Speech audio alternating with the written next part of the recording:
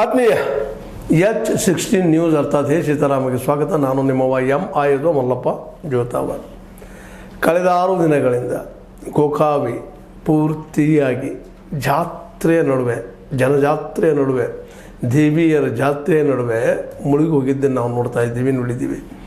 ಇಡೀ ಊರಿಗೆ ಹಳದಿ ಅಂದರೆ ಅರಿಶಿಣಮಯ ಭಂಡಾರ ಜಾತ್ರೆ ಅನ್ನೋದು ಸಾಬೀತು ಮಾಡುವ ರೀತಿಯಲ್ಲೇ ಭಂಡಾರದ ಜಾತ್ರೆ ಆಗಿತ್ತು.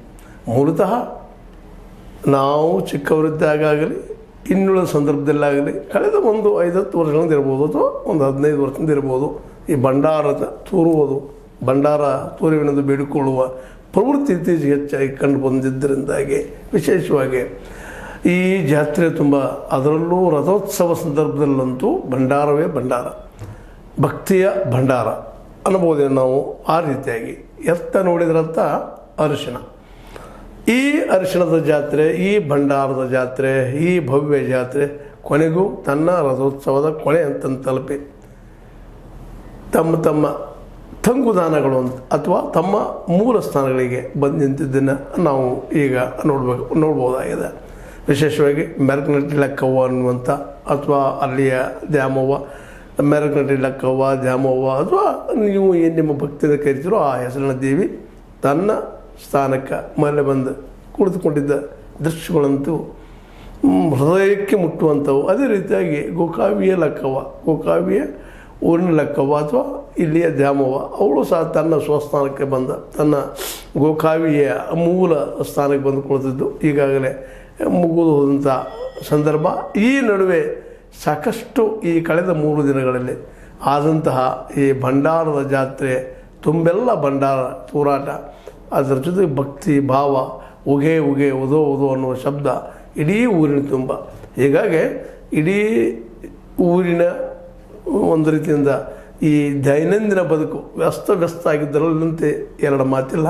ಆದರೆ ಈ ಕಳೆದ 3 ದಿನಗಳಿಂದ ಇಡೀ ಊರಿನ ಪ್ರತಿಯೊಬ್ಬ ಪ್ರಜೆಯು ಈ ಜಾತ್ರೆಯಲ್ಲಿ ಭಾಗಿಯಾದದ್ದು, ನೋಡಿದ್ದು, ಸಂತೋಷಪಟ್ಟಿದ್ದು, ಜೊತೆಗೆ ತಮ್ಮ ಭಕ್ತಿ ಸಮರ್ಪಣೆಯನ್ನು ಮಾಡಿದ್ದು ಎಲ್ಲನೂ ನಡೆದಿದ್ದನ್ನು ನಾವು ಕ್ಷಣಕ್ಕೂ ಕೊಡ್ತಾ ಬಂದಿದ್ದೀವಿ, ನೀವು ನೋಡ್ತಾ ಇದ್ದೀರಿ. ಅದರ ಈ ನಿಧಾನಕ್ಕೆ ಇದು ಕೊನೆಯ ಹಂತಕ್ಕೆ ಬರ್ತಾ ಇದೆ. 9 ದಿನದಲ್ಲಿ 6 ದಿನ ಈಗಾಗಲೇ ಕಳೆದು ಹೋಗಿದ್ದಾವೆ. ಇನ್ನು ಮುಂದಿನ 3 ದಿನಗಳಲ್ಲಿ ಏನೇನು ಆಗಬಹುದು ಅನ್ನೋದ್ರ ಬಗ್ಗೆ ಈಗಾಗಲೇ ಗೊತ್ತಿದ್ದ ವಿಷಯ ಅದು. ಯಾಕಂತಂದ್ರೆ ಈ ಎಲ್ಲ ಸಂದರ್ಭದಲ್ಲೇ ಊರಿನ ಎಲ್ಲ ಪ್ರಮುಖರು, ಎಲ್ಲ ಒಂದು ಜನ ದೇವಿಯ ಒಂದು ದರ್ಶನದಲ್ಲಿ, ಅವಳನ್ನು ನೋಡುವುದರಲ್ಲಿ, ಅವಳನ್ನು ತಾಜಾತ್ಮವಾಗಿ ತಮ್ಮನ್ನು ತಾವು ಗುರುತಿಸಿಕೊಳ್ಳುವಲ್ಲಿ ಭಾಗಿಯಾಗಿದ್ದನ್ನು ನಾವು ಎಂದಿಗೂ ಮರಲಿಕ್ಕೆ ಆಗಲಾರದು ಅನ್ನುವಷ್ಟು ಮಟ್ಟಿಗೆ ಅದನ್ನು ನಾವು ಗಮನಿಸಬೇಕಾಗಿದೆ ಇವತ್ತು. ಅದೇ ಕಾಲಕ್ಕೆ ಈ ಸಂದರ್ಭದಲ್ಲೇ ಬೇರೆ ಊರಿನಿಂದ ಬಂದಂಥವರು ಅನೇಕ ಜನ ಬಹಳಷ್ಟು ಈ APMC ಯಾರ್ಡ್ನಲ್ಲಿ ಬಸ್ ನಿಲ್ಲೋದ್ರಿಂದಾಗಿ ಕೆಲವಷ್ಟು ತೊಂದರೆಗಳಾಗಿದ್ದೂ ಸುಳ್ಳೇನಲ್ಲ. ಅದೇ ಕಾಲಕ್ಕೆ ಅವ್ರು ಬರೋದು ಹೋಗೋದು ಸಹಿತ ತೊಂದರೆ ಆಗಿದ್ದು ಏನು ಸುಳ್ಳೇನಲ್ಲ. ಯಾಕಂದರೆ ಈ ಸಂದರ್ಭದಲ್ಲಿ ಸಹಜದ ಈ ಟ್ಯಾಕ್ಸಿ ಆಗಿರ್ಬೋದು, ಮತ್ತೇನೋ ಆಗಿರ್ಬೋದು, ಬಸ್ಗಳು ಕೆಲವೊಂದು ಸರಿಯಾಗಿ ಸಿಗದ್ದರಿಂದಾಗಿ ಊರಲ್ಲಿ ಬರೋದು ಅಥವಾ ವಯಸ್ಸಾದವ್ರಿಗೆ ತೊಂದರೆ ಆಗಿದ್ದೂ ಸಹ ಅಷ್ಟು ಸತ್ಯವಾದ ಘಟನೆ ಆಗ್ಯದ. ಆಗುವುದನ್ನು ಅನ್ನುವಂಥ ಮಾತಿದ್ದರೂ ಸಹ ಜನ ತಮ್ಮ ಅಸಮಾಧಾನ ಕೂಡಿಕೊಂಡಿದ್ದು ಅಲ್ಲಲ್ಲೇ ಕಂಡು ಬಂತಂತೇಳಿ ನಮ್ಮ ವರದಿಗಾರ ನಮಗೆ ತಿಳಿಸ್ತಾ ಇದ್ದರು.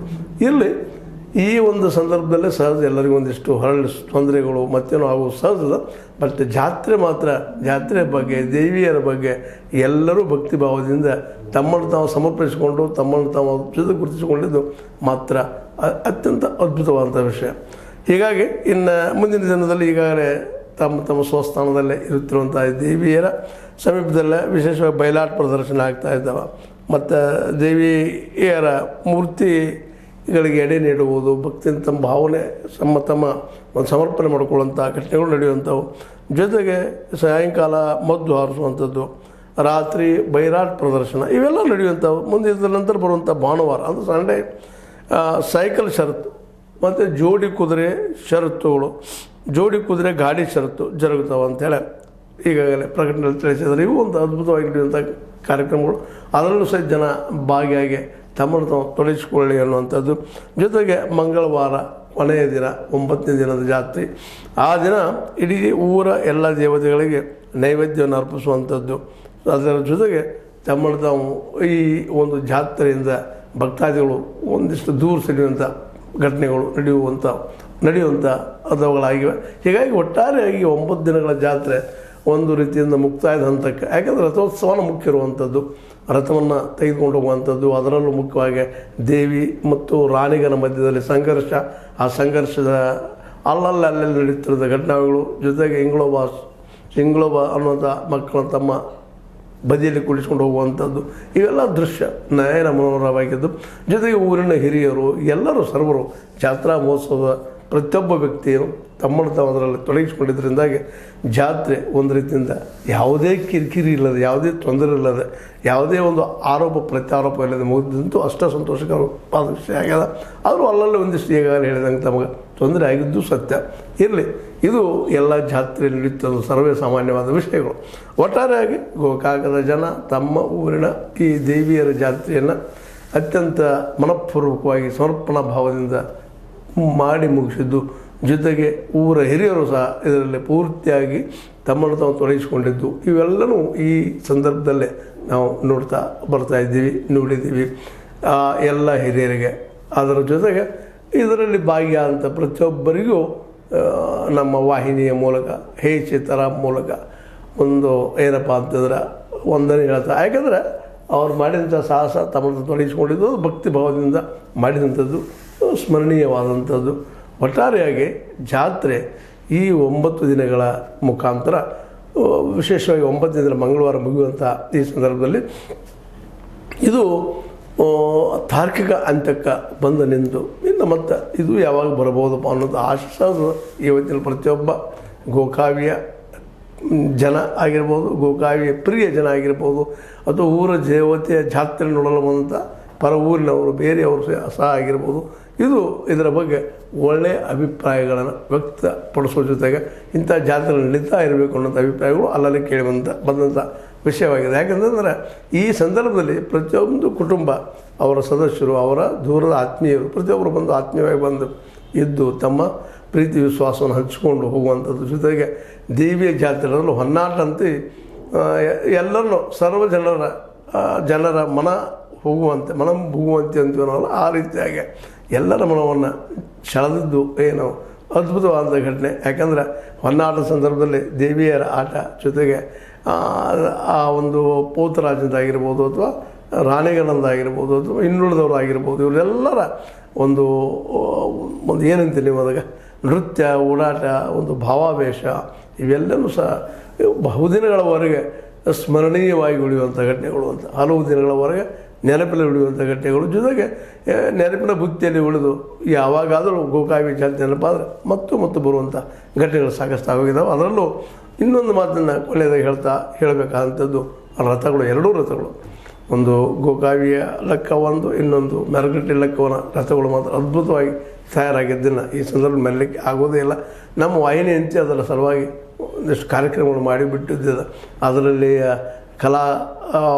ಕಲಾ ವೈವಿಧ್ಯತೆ ಮತ್ತು ದೇವತೆಗಳ ದಶಾವತಾರಗಳ ಕೆತ್ತನೆಯನ್ನು ಭಾಳ ಸುಂದರವಾಗಿ ಉಡುಪಿಯ ರಥ ನಿರ್ಮಾತೃಗಳು ಮಾಡಿದ್ದು ಭಾಳಷ್ಟು ದಿನಗಳವರೆಗೆ ನೆನಪುಳಿಯುವಂಥದ್ದು. ಇದೊಂದು ಪರ್ಮನೆಂಟಾಗಿ ಆದಂಥ ರಥ ನಿಶ್ಚಿತವಾಗಿಯೂ ಪ್ರತಿ ಸಲವೂ ಕಟ್ಟುವುದಕ್ಕಿಂತಲೂ ಉತ್ತಮವಾದಂಥ ಕೆಲಸ ಆಗಿದೆ ಅಂತ ಹೇಳಬೇಕಾಗಿದೆ. ಯಾಕಂದರೆ ರಥ ತನ್ನದೇ ಆದಂಥ ವೈಭವಪೂರ್ಣವಾಗಿ ಆಗಿದ್ದರಿಂದಾಗಿ ಭಾಳಷ್ಟು ಜನರನ್ನು ಈ ಜಾತ್ರೆಗೆ ಬಂದಂಥ ಎಲ್ಲರ ಮನಸ್ಸಿಗೂ ಒಂದೇ ಒಂದು ಸ್ಪಷ್ಟ ಅಭಿಪ್ರಾಯ, ಎಲ್ಲರ ಅಭಿಪ್ರಾಯ, ಇದು ಅದ್ಭುತವಾದಂಥ ತೇರುಗಳು ಎರಡು ಅನ್ನುವಂಥ ಮಾತನ್ನು, ಅಥವಾ ರಥಗಳು ಎರಡು ಅದ್ಭುತ ಅನ್ನುವಂಥದ್ದನ್ನು ಈ ಕ್ರೆಡಿಟ್ ತಯಾರು ಮಾಡಿದಂಥ ನಾವು ಎಷ್ಟೋ ಕೊಟ್ಟಿರ್ಬೋದು, ದುಡ್ಡಿನಿಂದ ಯಾವುದೂ ಅಳೆಯಲಿಕ್ಕೆ ಆಗೋದಿಲ್ಲ, ದುಡ್ಡೇ ಸರ್ವಸ್ವವಲ್ಲ. ಅದಕ್ಕಿಂತ ಮುಖ್ಯವಾಗಿ ಅಲ್ಲಿಯ ಕಲೆ, ಅಲ್ಲಿಯ ಕಲಾತ್ಮಕತೆ, ಆ ಮೂರ್ತಿಗಳು ಎಲ್ಲವೂ ಬಹುದಿನಗಳಾಗಿ ನೆನಪಿಡುವಂಥದ್ದು. ಆ ಎರಡೂ ರಥಗಳ ಬಗ್ಗೆ ಸಾಕಷ್ಟು ಬಂದಂಥ ಎಲ್ಲ ಜನ 100ಕ್ಕೆ 100 ಜನ ಅದರ ಬಗ್ಗೆ ಭಾಳ ಸ್ಪಷ್ಟವಾಗಿ, ಪಾಸಿಟಿವ್ ಆಗಿ, ಸಕಾರಾತ್ಮಕವಾಗಿ ಇಂಥ ತೇರು ಅದ್ಭುತವಾಗಿತ್ತಪ್ಪ ಅನ್ನುವಂಥ ಮಾತು, ಮತ್ತು ಭವ್ಯವಾಗಿತ್ತು ಅನ್ನುವಂಥದ್ದು. ಆ ತೇರನ್ನು ಎಳೆಯುವ ಸಂದರ್ಭದಲ್ಲಿ ನಾವು ನೋಡ್ತಾ ಇದ್ದೀವಿ, ಅಥವಾ ರಥವನ್ನು ಎಳೆಯುವ ಸಂದರ್ಭದಲ್ಲಿ ಆ ರಥಗಳು ಯಾವುದೇ ಸಮಸ್ಯೆಗಳಿಲ್ಲದೆ ತಮ್ಮ ಅಂತಿಮ ಹಂತದ ಗವ್ಯ ಸ್ಥಾನಗಳಿಗೆ ಬಂದಂಥದ್ದು ಈ ಒಂದು 6 ದಿನಗಳಲ್ಲಿ ಆದಿದ್ದು. ಇನ್ನು ಮುಂದಿನ ದಿನದಲ್ಲಿ ಇನ್ನು 3 ದಿನಗಳಲ್ಲೇ ಅದರ ವೈವಿಧ್ಯಮಯವಾದಂಥ ಇನ್ನೂ ಕಾರ್ಯಕ್ರಮಗಳಾಗುವಂಥದ್ದು. ಅವೆಲ್ಲ ಪೂಜೆ ಪುನಸ್ಕಾರ ನಂಬಿಕೆಗಳು ಈ ಸಂದರ್ಭದಲ್ಲಿ ಹಾಗೆ ಗೋಕಾವಿ ಜನ ನೆಮ್ಮದಿಯಿಂದ ಇರಲಿ ಅನ್ನುವಂಥ ಮಾತನ್ನು, ಅಥವಾ ನೆಮ್ಮದಿ ಸಿಗಲಿ, ನೆಮ್ಮದಿಗಾಗಿ ಪ್ರತಿಯೊಬ್ಬ ಹೋರಾಟ ಮಾಡುವಂಥದ್ದು. ಎಲ್ಲರೂ ದೇವಿಯಲ್ಲಿ ನಾವು ಸಕಾರಾತ್ಮಕವಾಗಿ ಬೇಡಿಕೊಳ್ಳುತ್ತಾ ಜೊತೆಗೆ ಈ ತಾಯಿಯ ದರ್ಶನ ಸದಾ ನಮ್ಮ ಮನದಲ್ಲಿ ಇರಲಿ ಮತ್ತು ಹೇಳ್ತಾ ಇದರಲ್ಲೆಲ್ಲ ಭಾಗಿಯಾದಂಥ ಸರ್ವರಿಗೂ ನಮ್ಮ ಹೇ ಸೀತಾರಾಮ್ ಮೂಲಕ ವಂದಿಸುತ್ತಾ ವಂದನೆಗಳು. H16 ನ್ಯೂಸ್ ಅರ್ಥಾತ್ ಹೇ ಸೀತಾರಾಮ್ ಇದು ಸತ್ಯದ ಕೈಗಳಲ್ಲಿ ಮತ್ತೊಮ್ಮೆ ವಂದನೆಗಳು.